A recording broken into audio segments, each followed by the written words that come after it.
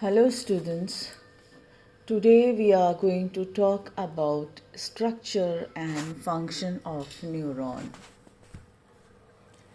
What we are going to study in this is what is neuron, cyton क्या होता है, neurites क्या होते हैं, साइनेप्स क्या होता है, टाइप्स ऑफ न्यूरॉन कौन से होते हैं, किस किस बेसिस पे, पहले स्ट्रक्चर ऑफ पोल्स पे, फिर बेसिस ऑफ फंक्शन पे, फिर basis of covering on axon कैसी है उसके बेसिस पे, और on the basis of pathway of the impulse फिर हम पढ़ेंगे functions of neuron. So let's start the lecture.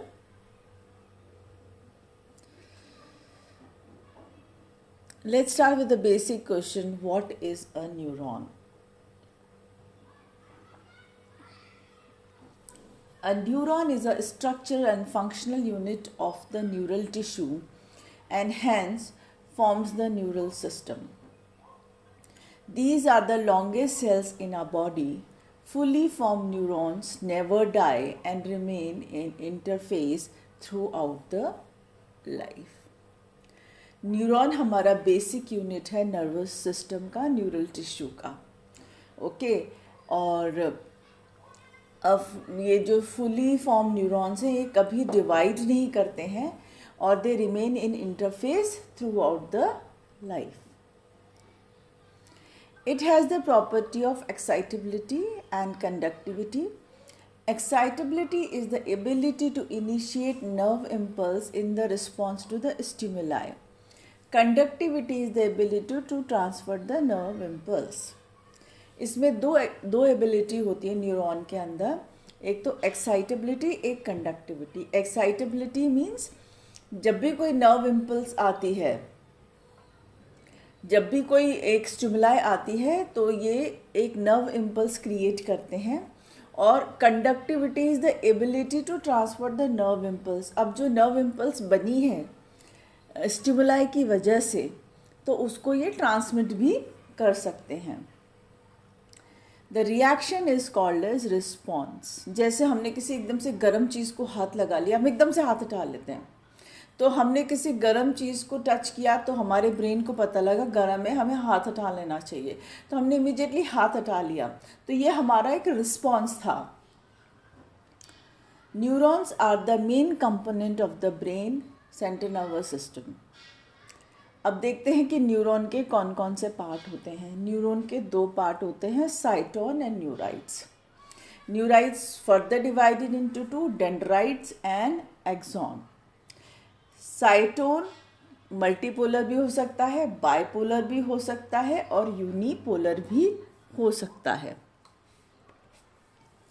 This is a very beautiful diagram of the neuron. इसको exam में आप ज़रूर बनाएं अपने आंसर के अंदर. तो सेंटर में देखो, there is a cell body and it has got the nucleus. Okay, उस पे से फिर एक डेंड्राइट निकल रहे हैं और डेंड्राइट्स फर्दर ब्रांच हो गए हैं या डिवाइड हो गए हैं डेंड्रॉन्स के अंदर. फिर ये जो एक सिंगल स्ट्रक्चर निकल रहा है कवर्ड, ये है एक्सॉन. ओके, फिर एक्सॉन से एक्सॉन टर्मिनल निकल रहे हैं, फाइनली एक साइनेप्स को बनाएंगे जहाँ दूसरे न्यूरॉन के डेंड्रॉन्स आके जुड़ेंगे.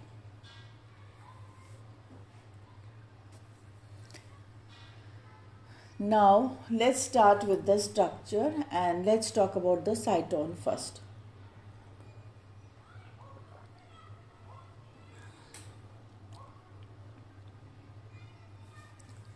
देखो ये स्ट्रक्चर ऑफ साइटोन, ये डायग्राम के अंदर दिस इज द, ये जो स्ट्रक्चर रेड वाला है जो सेल बॉडी है वही साइटोन होता है, डेंड्रॉन्स डेंड्राइट्स का पार्ट नहीं है.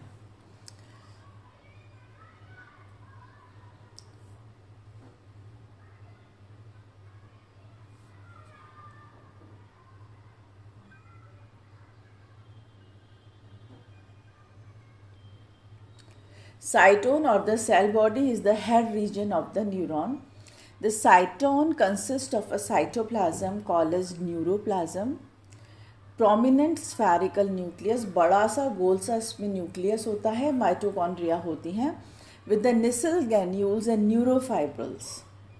इसके अंदर क्या क्या होगा, न्यूरोप्लाज्म होगा, स्फेरिकल प्रोमिनेंट न्यूक्लियस होगा, माइटोकॉन्ड्रियाज होंगे, निसिल ग्रैन्यूल्स होंगे और न्यूरोफाइब्रिल्स होंगे.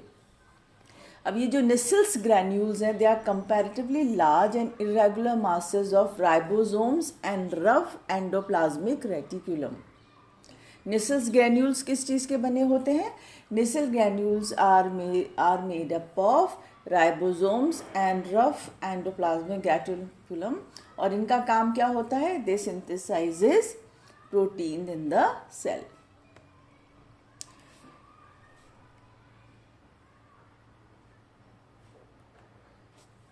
Now let's come to neurites. The processes of neurons are called as neurites. There are two type of neurites, dendrites or dendrons, and दूसरा होता है axon.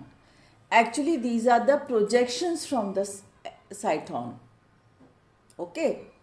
जो ऊपर की तरफ बहुत सारे निकल रहे हैं वो डेंड्राइट्स हैं, जो फर्दर डिवाइड हो जाएंगे वो डेंड्रॉन्स बन जाएंगे. और एक सिंगुलर कवर्ड जो स्ट्रक्चर निकलता है वो एक्सॉन निकलता है, जिसके बाद में प्रोजेक्शंस बन जाते हैं. आओ इन दोनों के बारे में डिफरेंसेस पढ़ लेते हैं. Dendrites, it may be one or many per neuron. It has both neurofibrils and Nissl's granule. It is a short and tapering. It is much branched, practically all long, and conducts impulse towards the cyton. It is only covered by a sheath of nerve fiber. Okay, it has got a single sheath of nerve fiber. Now let's see about axon. Axon, it is a single per neuron. It has a neurofibrils but no Nissel's granules. It is long and uniform in diameter. It is branched at the distal end only. Conduct impulse away from the cyton. Dendrites तो साइटोन की तरफ लेके आते हैं impulse को, पर axon क्या करता है? ये इम्पल्स को साइटोन से अवे लेके जाता है. It is covered by 2 or 3 sheath. वहाँ पे वो सिंगल से कवर्ड था डेंड्राइट, यहाँ पे ये मल्टीपल से कवर्ड है. Axon is the cylindrical axis-like structure that arises from the cyton. The part of cyton from where the axon arises is called as axon hillock. जहाँ साइटोन के इधर से एक्सन निकलता है वो एक्सॉन हिलॉक कहलाता है, और it is the most sensitive part of the neuron. Now let's see this. The diagram is very clear. This red one covered is the cyton. Then you have dendrons and dendrites. Then have an axon. Then axon terminal.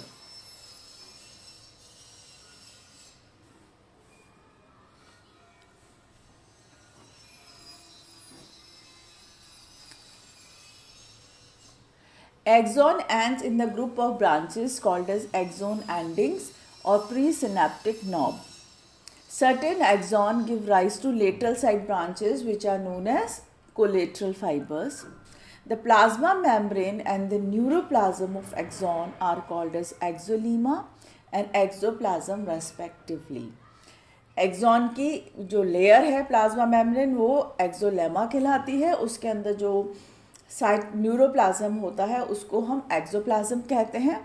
The axon is also called as efferent process because it conducts nerve impulse away from the cyton. ये efferent भी है क्योंकि ये nerve impulse को साइटोन से दूर ले जाता है. Now let's talk about the synapse. A synapse is the site of the junction between an axon ending of a neuron and a dendrite of another. जहाँ एक एक्सॉन एंड हो रहा है न्यूरॉन का और दूसरे का डेंड्राइट जुड़ता है, वहाँ पे that place is known as synapse.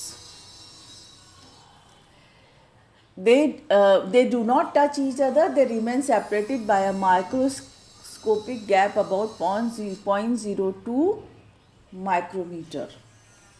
ये जो साइनेप्स है जहाँ पर axon ending of one neuron and dendrite of another जुड़ती हैं, वहाँ पे ये दोनों एक दूसरे से भिड़ते नहीं हैं, जुड़ते नहीं हैं, बस वहाँ पे थोड़ी सी गैप रह जाती है 0.02 माइक्रोमीटर की, and this place is known as synapse.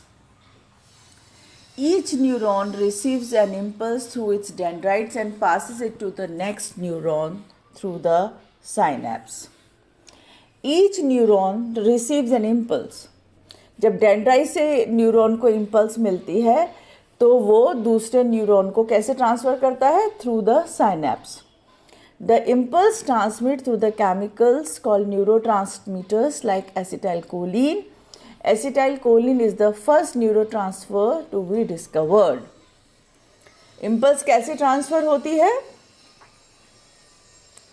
Through the neurotransmitters. Some chemicals are there, जैसे acetylcholine, वो impulse को ट्रांसफ़र करते हैं. कैसे? एक न्यूरॉन से दूसरे न्यूरॉन को through the synapse.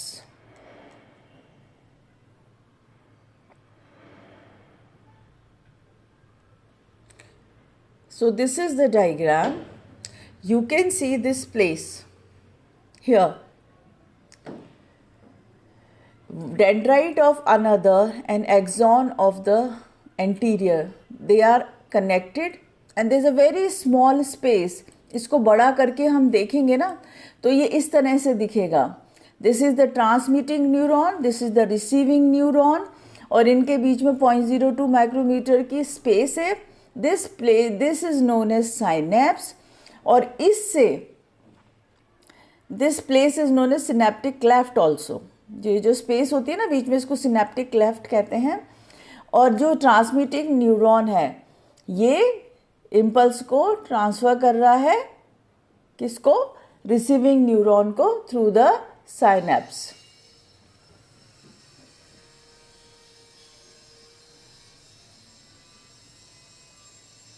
I think this is very clear. This is very important synapse. इसको अच्छे से पढ़ लेना और ये सारे डायग्राम से अपने एग्जाम में बनाना. This is the part 1. Next we will continue in our second lecture.